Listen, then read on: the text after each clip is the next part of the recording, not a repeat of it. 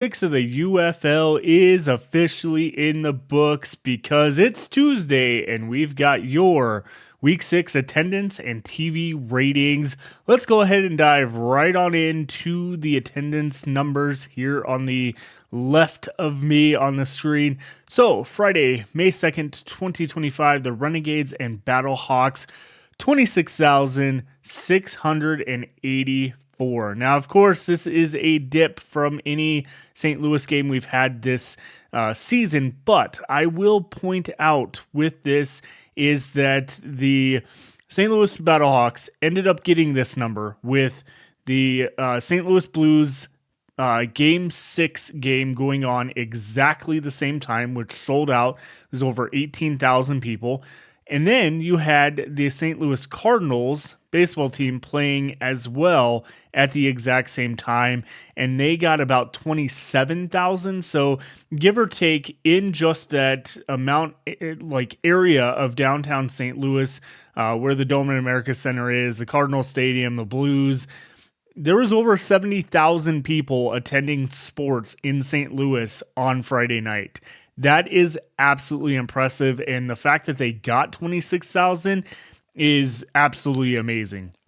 Moving on, though, we go on to Saturday, May 3rd, 2025, the Showboats at the Roughnecks, 4,134.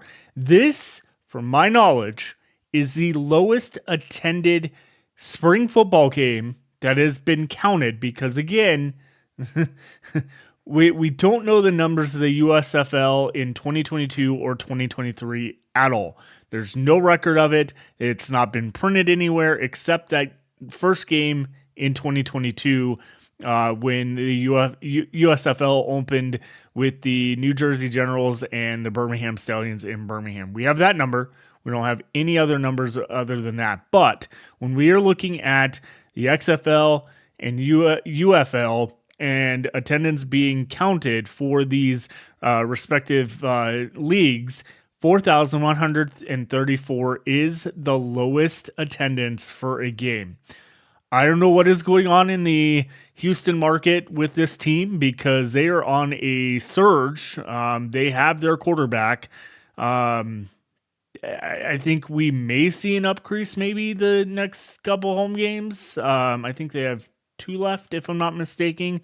But we'll see. We'll talk about that in a video on Thursday or tomorrow or Thursday is the plan at this point to really dive into numbers when it comes to attendance and TV ratings that I have done hours of research, hours of breaking down things to really actually look at all this stuff. But when we look at an overall season view, take a step back and look at the season overall in 6 weeks, you'll be surprised by the numbers, and we'll talk about that here in a second. So moving on to Sunday, May 4th, 2025, the Defenders and Panthers, 11,653. This is another attendance record for the Panthers. They continue to surge in attendance, so this is absolutely amazing in this factor. And then we have the Brahmas and Stallions, 9,627. Wasn't exactly what I was expecting for Sunday. The crowd size in Birmingham looks very low. Obviously, we know these numbers are not physical bodies in the seats. But there remains to be some questions even in that market. But again, we'll talk about that later. Week 6 total, 52,098, averaging 13,025. UFL 2025 total attendance through 6 weeks is 308,636 with an average of 12,860. Now, if you look at last year, 314,995, averaging 13,125.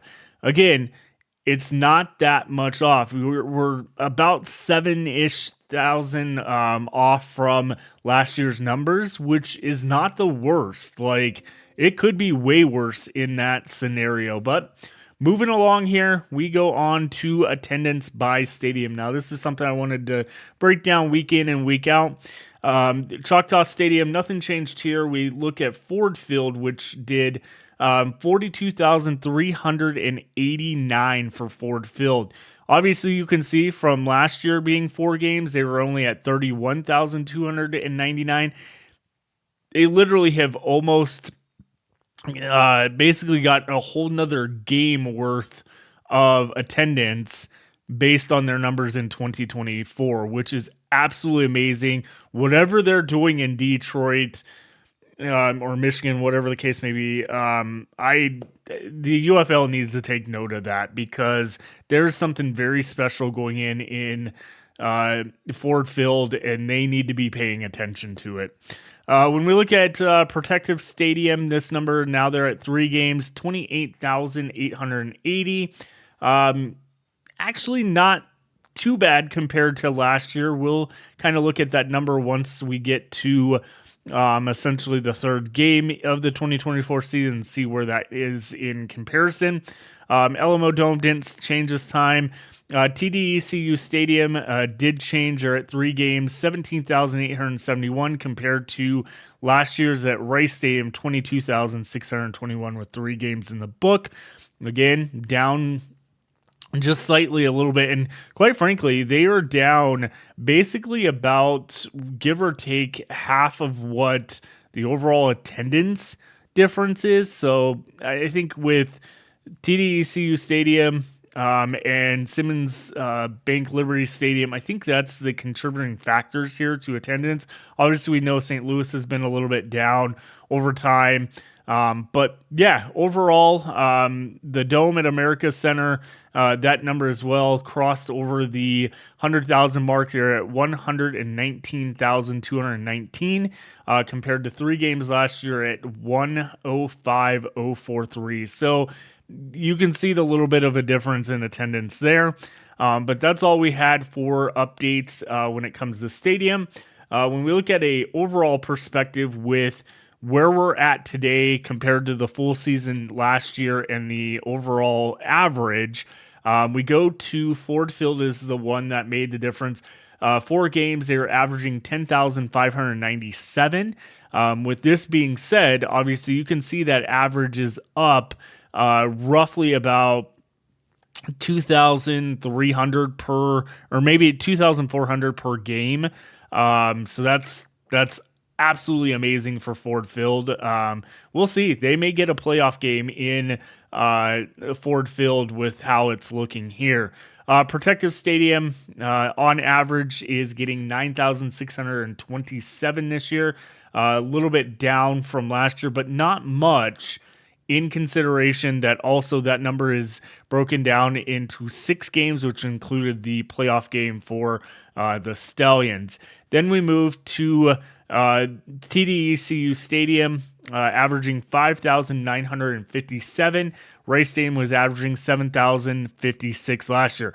That's not that much of a difference in this. That's looking at roughly about 300, roughly about 1,100 on average is missing there. We'll see what they end up at the end of the season. And then, of course, the Dome at America Center was the other one that changed here, averaging 29,805 compared to 32,780 last year. Again, talked about this beating a dead horse here, but the Dome at America Center does have an extra game this year due to the scheduling conflict with the San Antonio Brahmas. So we'll see that number a little bit adjust, but depending on how, now that the St. Louis Blues are out of the playoffs, sorry St. Louis fans, but this kind of works in the Battlehawks' favor for the remainder of the season, and I'm curious to see how that works out. I've not looked future-wise for any home games of the Battlehawks of what the Cardinals are doing, but we'll keep an eye on that when we talk about where and when to watch the games, because I think that'll be an interesting topic to look into when it comes to the overall perspective here. So overall, we're looking at a total of 308,636 fans attending games this season, and an average of 12,860. Now, of course, you look at last year's Total, the average was 13,505. That is not much of a difference when it comes to the overall perspective of where we're at sitting in week 6 compared to numbers going through the entire season, including a championship game. The league could easily get another 180,000 between week 7 and the championship game and easily cross last year's numbers for attendance, despite some areas being down in attendance. It could all work itself out in the end. We'll keep a strong eye on this. Let me know in the comments what you think about these numbers. And then let's go to the TV ratings. So week 6 of the UFL TV ratings here. Friday night, Renegades and Battlehawks, 680,000 viewers. This is back to Fox's normal number. Now, when we go over all the numbers either tomorrow or Thursday, I will tell you right off the bat, 680,000 viewers on a Friday night this is the third time this has happened. It is back up from the draft week, which was under, I think, 427,000, I think it was. But again, this is back to their normal viewership. This should be a win in everyone's book here. This was a great game. I overly think that they did great on Friday night. When we look at Saturday, May 3rd, 2025, Showboats at Roughnecks at 12 p.m. Eastern Time on ABC.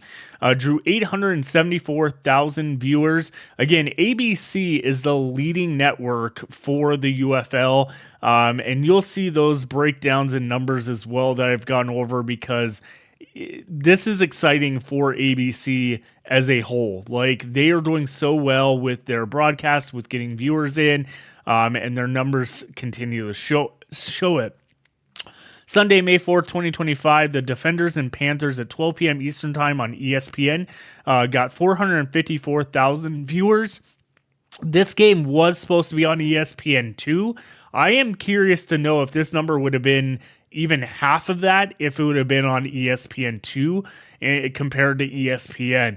454,000, not bad in this TV time slot. But again, there's a note that Mike Mitchell made when posting these numbers just a bit ago that I'll read here in a second. After we go over the Brahmas and Stallions at 4 p.m. Eastern Time on Fox, drew 620,000 viewers. Total viewership, 2,628,000 viewers over the weekend. Obviously, a completely different number from last year. But again, we're still looking at the fact that last year just had a lot more viewers. That's plain and simple. There was a lot more marketing on TV for the league and things like that. There's difference in playoffs for the NHL, NBA, things like that. But the quote that Mike Mitchell stated, and I'll read it here on the screen, Week 6 marks the second most watched week of the UFL 2025 season across ESPN platforms, averaging 670,000 viewers. It's up 28% from the 3 ESPN games in Week 5. That is absolutely amazing. And we can continue to see how the ESPN, ABC networks are doing very well for the league. Fox is there. Fox is not doing bad, but you can see the little bit of difference when it comes to those two networks of what's going on with the league. Overall, I'm impressed with these numbers. I don't think they're bad. The attendance numbers have some questions to them, but I would say in that context, we will talk about the attendance in the video coming up tomorrow or Thursday.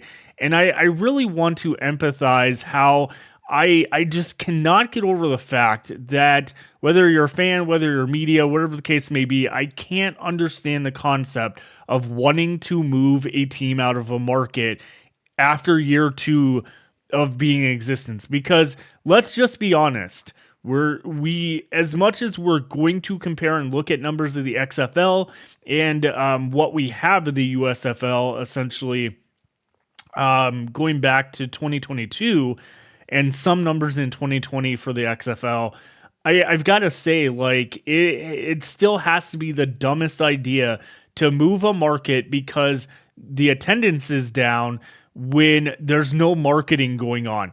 Last year, we had a very short transition period, and technically, like, that merger really wasn't that great. This year, they're supposed to treat this as season like a do-over. They still did nothing with marketing except in like some markets compared to others. Michigan obviously is a huge market they've done, but to move a team is, oh, let's move the Houston Roughnecks to Tulsa to be the Tulsa Roughnecks, which, okay, I get it. There's still no clear-cut number with that. There's Arena Football League team in Tulsa that is drawing really good numbers.